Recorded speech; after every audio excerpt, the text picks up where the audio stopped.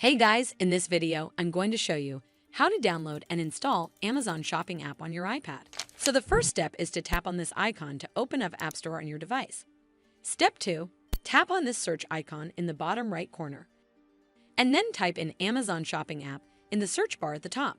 And then tap on this search button in the bottom right corner. Step 3, over here on the next screen, you will see this download icon or the Get button right next to the Amazon Shopping app.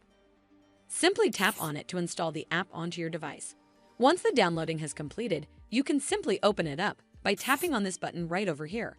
Well, that's how you download and install Amazon Shopping app on your iPad.